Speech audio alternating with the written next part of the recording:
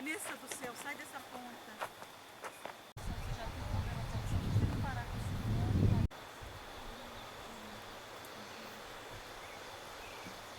Como estava amarrado no rabo da outra, quebrava o rabo da mula, caía tudo, perdia as compras, né? Aí que ficou com o nome quebra-rabicho. Por isso tem esse nome, então, quebra-rabicho.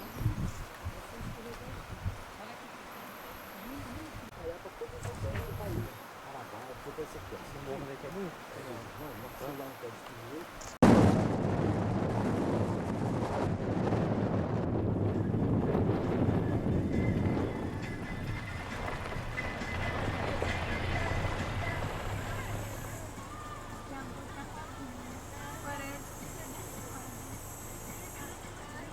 Essa marrom ali tá parecendo que tá com chifre. É a águia que ela falou. Tá cá? Que águia? Não tem águia no Brasil, não.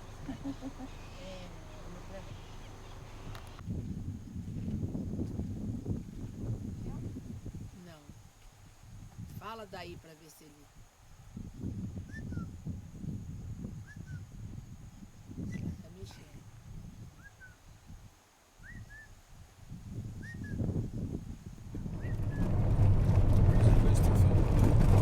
Olha só o risco mortal, não faça isso. Ai meu Deus do céu, não faça isso. Não faça isso.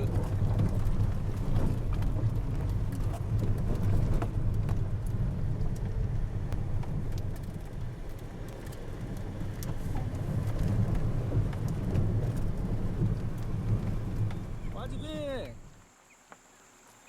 Vem.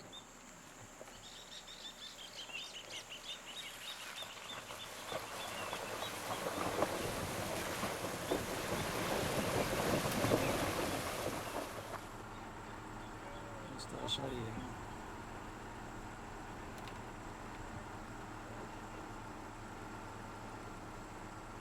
Vai, Rita, pega dali na frente.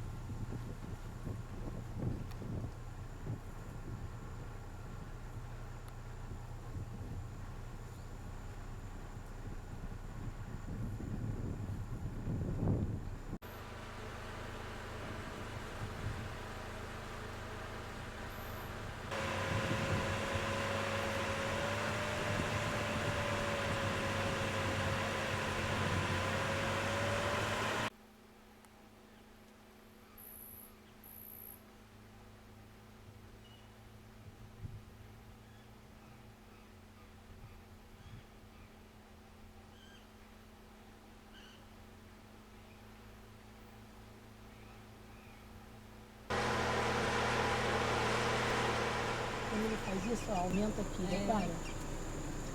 Vira de lado, meu filho. E ele virou, tava filmando.